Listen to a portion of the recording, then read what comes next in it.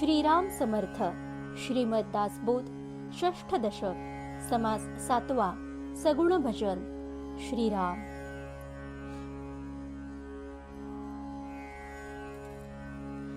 ज्ञाने दृश्य मिथ्या झाले, तरी का पाहिजे भजन केले. तेणे काये प्राप्त झाले, हे मज निरोपावे. श्रीराम. श्रोता येथे प्रश्न विचारित आहे की ज्ञान झाले की दृश्य मिथ्या हे कळून येते, तर मग भजन कशासाठी करायचे. भजन केल्याने काय प्राप्त होते हे आपण मला वर्णन करून सांगा. ज्ञानाहुनी श्रेष्ठ असेना, तरी का पाहिजे उपासना. उपासनेने जना काये प्राप्त. श्रीराम. आपण म्हणता की ज्ञानाहून श्रेष्ठ दुसरे काही नाही, मग उपासना कशाला करायला हवी. उपासना केल्याने लोकांना काय प्राप्त होते. मुख्य सारते निर्गुण, तेथे दिसेची ना सगुण. भजन केली याचा गुण मज निरोपावा. श्रीराम. निर्गुण हे जर मुख्य सार आहे आणि तेथे सगुणाचा मागमूसही नसतो, तर मग भजन केल्याने काय विशेष गुण प्राप्त होतो हे मला समजावून सांगा. जे समस्त नासिवंत, त्यासी भजावे किन्निमित्य. सत्य सांडून असत्य कोणे भजावे. श्रीराम. जर सर्व काही नाशिवंत आहे, तर त्याला कशासाठी भजायचे. सत्य असणाऱ्या निर्गुणाला सोडून असत्य सगुणाचे भजन कोणी करावे. असत्याचा प्रत्यये आला, तरी मग नेम का लागला. सत्य सांडून गलबला कासया करावा. श्रीराम. सगुण असत्य आहे असा प्रत्यय आला असताही सगुण उपासनेचा नेम कशाला पाळायचा. सत्य सोडून गलबला कशाला करायचा. निर्गुणाने मोक्ष होतो, प्रत्यक्ष प्रत्यया येतो. सगुण काये देऊ पाहतो, सांगा स्वामी. श्रीराम. निर्गुणाने मोक्ष लाभतो हे प्रत्यक्ष अनुभवास येते. सगुणाने काय लाभ होतो हे स्वामी आपण कृपा करून सांगावे. सगुण नासिवंत ऐसे सांगता, पुन्हा भजन करावे म्हणता. तरी काशासाठी आता भजन करू. श्रीराम. आपणच सगुण नाशिवंत आहे असे सांगता आणि सगुणाचे भजन करावे असेही म्हणता, तरी आता सगुणाचे भजन मी कशासाठी करू. स्वामीचे भिडेने बोलवेना, ये रवी हे काहीच मानेना. साध्यची जालिया साधना का प्रवर्तावे. श्रीराम. स्वामींच्या भिडेमुळे बोलता येत नाही, पण मनाला हे काहीच पटत नाही. साध्याची प्राप्ती झाल्यावर साधन करण्याची आवश्यकताच काय. ऐसे श्रोत याचे बोलणे, शब्द बोले निर्बुजले पुणे. याचे उत्तर ऐकणे म्हणे वक्ता. श्रीराम. याप्रमाणे गोंधळून जाऊन श्रोत्याने स्वामींना प्रश्न केले. वक्ता म्हणतो की या प्रश्नाचे उत्तर आता ऐका. गुरुचे वचन प्रतिपाळणे, हे मुख्य परमार्थाचे लक्षण. वचनभंग करिता विलक्षण सहजेची झाले. श्रीराम. गुरुचे वचन प्रतिपाळणे, त्यांच्या आज्ञेप्रमाणे वागणे हे परमार्थाचे मुख्य लक्षण आहे. गुरूंच्या आज्ञेचा भंग केला तर सहजच विपरीत घडून येते. म्हणोनी आज्ञेसी वंदावे, सगुण भजन मानावे. श्रोता म्हणे हे देवे का प्रयोजिले. श्रीराम. म्हणून त्यांची आज्ञा शिरसावंद्य मानावी आणि त्यास अनुसरून सगुण भजन करावे. श्रोता विचारतो आहे की हे देवा, सगुण भजनाचे प्रयोजन काय. काय मानिला उपकार, कोण झाला साक्षात्कार. किंवा प्रारब्धाचे अक्षर पुसिले देवे. श्रीराम. सगुण भजनाने काही उपकार घडतो का, किंवा काही साक्षात्कार होतो का, किंवा प्रारब्धातील वाईट अक्षरे देव पुसून टाकतो का. होणार हे तो पालटे ना, भजने काय करावे जना. हे तो पाहता अनुमाना काहीच नये. श्रीराम. प्रारब्धात जसे लिहिलेले असते त्याप्रमाणे सर्व काही होत असते, त्यात बदल होऊ शकत नाही असे म्हणतात. मग लोकांनी भजन कशासाठी करायचे असा विचार करू लागले की सगुण भजन कशासाठी करायचे याबद्दल काहीच अनुमान करता येत नाही. स्वामीची आज्ञा प्रमाण कोण करील अप्रमाण, परंतु याचा काय गुण मज निरोपावा श्रीराम. स्वामींची आज्ञा मला प्रमाण आहे, तिला अप्रमाण कोण म्हणेल. पण या सगुण भजनाचे काय वैशिष्ट्य आहे ते आपण मला समजावून सांगावे. वक्ता म्हणे सावधपणे, सांग ज्ञानाची लक्षणे, तुझ काही लागे करणे किंवा नाही श्रीराम. यावर वक्ता म्हणतो की तुला ज्ञानाची लक्षणे माहीत असतील तर मला असे सांग की ज्ञान झाल्यावर तुला देहाने कर्म करावे लागते की नाही. करणे लागे भोजन, करणे लागे उदक प्राशन, मळमूत्र त्याग लक्षण तेही सुटेना श्रीराम. तुला भोजन करावे लागते, पाणी प्यावे लागते, मळमूत्र त्याग करावा लागतो, यातील काही सुद्धा सुटत नाही. जनाचे समाधान राहावे, आपुले पारिखे ओळखावे, आणि भजनची मोडावे हे कोण ज्ञान श्रीराम. आपल्याशी संबंधित व्यक्तीचे समाधान टिकावे या प्रकारे तुला वागावे लागते. आपले व परके हे तुला ओळखावे लागते. मग हे सर्व जर सोडून चालत नाही तर मग सगुण भजनाचा त्याग करणे हे कुठल्या प्रकारचे ज्ञान. ज्ञान विवेके मिथ्या झाले, परंतु अवघे नाही टाकिले, तरी मग भजनेची काय केले सांग बापा श्रीराम.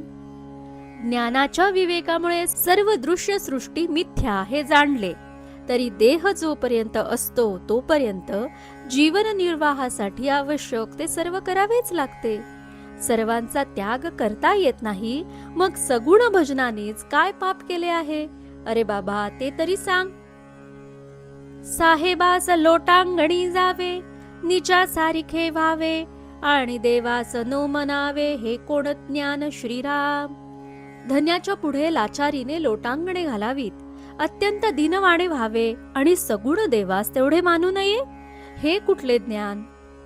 हरिहर ब्रह्मादिक हे जयाचे आज्ञाधारक, तू एक मानवी रंक भजेसिना तरी काय गेले श्रीराम.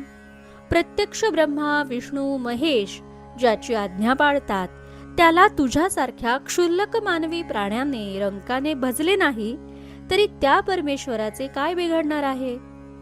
आमुचे कुळी रघुनाथ, रघुनाथे आमुचा परमार्थ, जो समर्थाचाही समर्थ देवा सोडविता श्रीराम.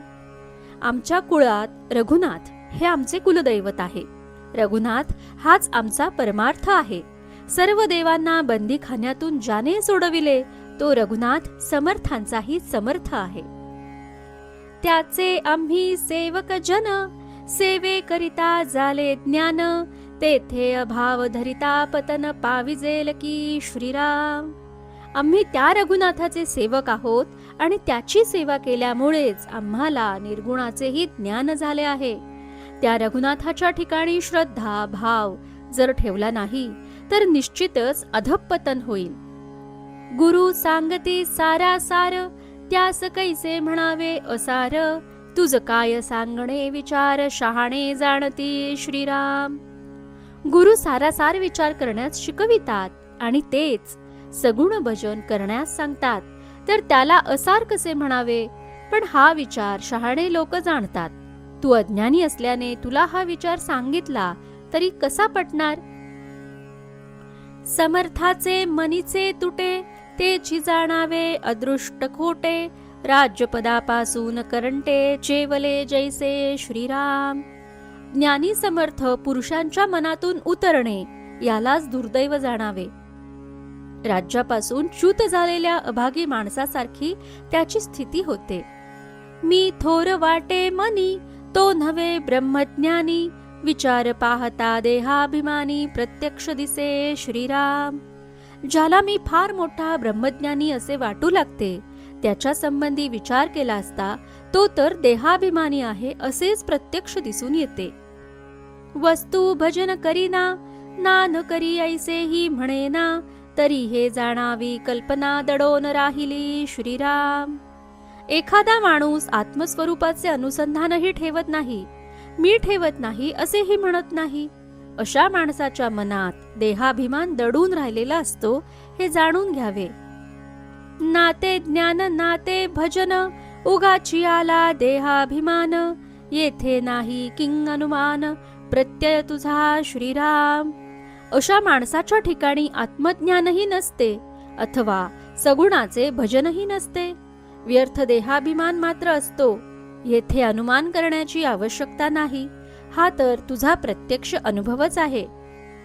तरी आता ऐसे न करावे, रघुनाथ भजनी लागावे, तेणेची ज्ञान बोलावे, चळे ना ऐसे श्रीराम. तरी आता यापुढे असे वागू नये. रघुनाथाचे भजन करण्यास आरंभ करावा. त्या योगे जे कधी अधिक उणे होत नाही असे अत्यंत निश्चल असे आत्मज्ञान प्राप्त होते. करी दुर्जनाचा संहार, भक्तजनासी आधार, ऐसा हा तो चमत्कार, रोकडा चाले श्रीराम. रघुनाथ दुर्जनांचा संहार करतो, भक्तांना आधार देतो, त्यांचे सर्व प्रकारे रक्षण करीत असतो. हा चमत्कार तर प्रत्यक्ष दिसून येतो. मनी धरावे ते होते, विघ्न वघेची नासो न जाते, कृपा केली या रघुनाथे, प्रचित येते श्रीराम. आपण मनात जो जो संकल्प करावा तो तो पूर्ण होतो. त्यात येणारी सर्व विघ्ने नाहीशी होतात. रघुनाथाने कृपा केली म्हणजे असा अनुभव येतो. रघुनाथ भजने ज्ञान झाले, रघुनाथ भजने महत्व वाढले, म्हणून या तुम्हा केले पाहिजे आधी श्रीराम. रघुनाथ भजनामुळेच मला आत्मज्ञान झाले आहे. रघुनाथ भजनामुळेच माझे महत्व वाढले आहे असा माझा स्वतःचा अनुभव आहे. म्हणून तू सुद्धा प्रथम रघुनाथाचे सगुणाचे भजन केले पाहिजेस. हे तो आहे सप्रचित, आणि तुझ वाटेना प्रचित, साक्षात्कारे नेमस्त प्रत्ययो करावा श्रीराम. हे सर्व स्वानुभवावरून मी सांगत आहे, पण ते तुला खरं वाटत नाही असे वाटते. तरी तूही स्वतः रघुनाथ भजनाने आत्मसाक्षात्कार करून घे, म्हणजे तुला माझे म्हणणे पटेल. रघुनाथ स्मरोनी कार्य करावे, ते तत्काळची सिद्धी पावे, करता राम हे असावे अभ्यांतरी श्रीराम. रघुनाथ स्मरण करून कुठलेही कार्य करावे म्हणजे ते तत्काळ सिद्धीस जाते.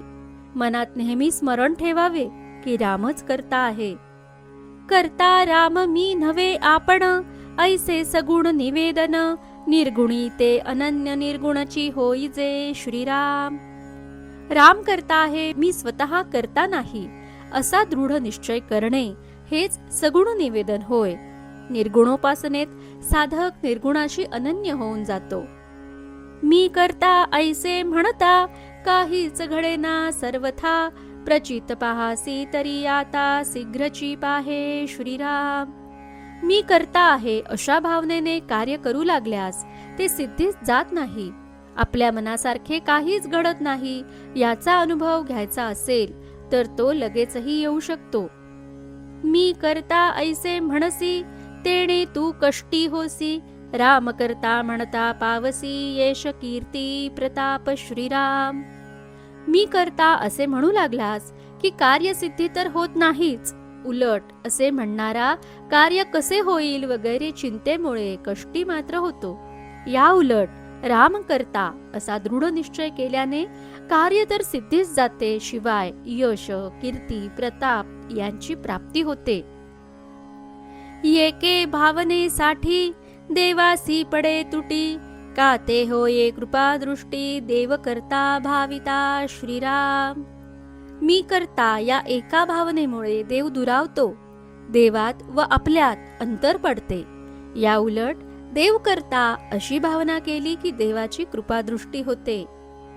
आपण आहे 2 दिसांचा आणि देव बहुता काळांचा, आपण थोडे ओळखीचा देवासी त्रैलोक्य जाणे श्रीराम. आपण 2 दिवसांचे असतो तर देव फार प्राचीन आहे. आपण अत्यंत क्षुद्र आहोत. आपल्याला फारच थोडे लोक ओळखतात. देवाला त्रैलोक्य जाणते. या कारणे रघुनाथ भजन, त्यासी मानिती बहुत जन, ब्रह्मादिकादी करून राम भजनी तत्पर श्रीराम.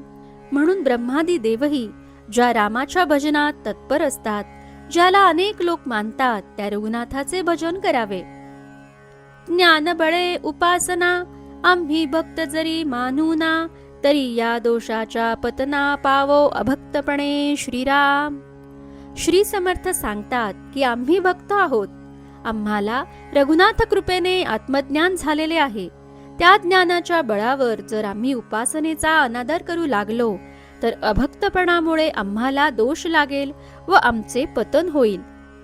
देव उपेक्षी थोरपणे, तरी मग त्याचे तो जाणे, अप्रमाण ते श्लाघ्यवाणे नव्हे की श्रेष्ठा श्रीराम. ज्ञानाच्या अहंकाराने जर कुणी देवाची उपेक्षा करू लागले, तर त्याचे परिणाम त्याला भोगावेच लागतील. ते ज्याचे त्याने पाहून घ्यावे. स्वानुभवाच्या उलट असल्याने जे अप्रमाण आहे, ते श्रेष्ठ पुरुषांना कधीही प्रशंसनीय वाटत नाही. देहास लागली उपासना, आपण विवेके उरेना, ऐसी स्थिती सज्जना अंतरीची श्रीराम. देहाने सगुणाची उपासना करायची आणि विवेकाने देहाहंता त्यागून स्वानंद सुखात मग्न असायचे, अशी संतांची अंतरातील स्थिती असते. सकळ मिथ्या होऊन जाते, हे राम भजने कळो येते. दृश्य ज्ञानियांचे निमते, ज्ञानियांचे निमते स्वप्न जैसे श्रीराम. राम भजनाने म्हणजे सगुण भजनानेच सर्व दृश्य सृष्टी मिथ्या आहे हे कळून येते. ज्ञानी पुरुषांच्या मते हे सर्व दृश्य जगत स्वप्नासारखेच आहे. मिथ्या स्वप्न विवंचना, तैसी सृष्टीची रचना. दृश्य मिथ्या साधू जना कळो आले श्रीराम. स्वप्न मिथ्या असते म्हणून त्यातील काळजीही मिथ्याच असते. त्याप्रमाणे सृष्टीची रचना, सर्व दृश्य जग हे मिथ्या आहे हे साधूजनांना कळून येते. आक्षेप झाला श्रोतयांसी, मिथ्या तरी का दिसते आम्हासी. याचे उत्तर पुढिले समासी, बोलिले ऐसे श्रीराम. बोलिले असे श्रीराम. हे सर्व ऐकल्यावर श्रोत्यांनी शंका उपस्थित केली की हे सर्व मिथ्या आहे, तर ते आम्हाला का दिसते. याचे उत्तर पुढल्या समासात दिले आहे असे समर्थ म्हणतात. इति श्री दासबोधे गुरुशिष्य संवादे सगुण भजननाम समास 7वा समाप्त. जय जय रघुवीर समर्थ.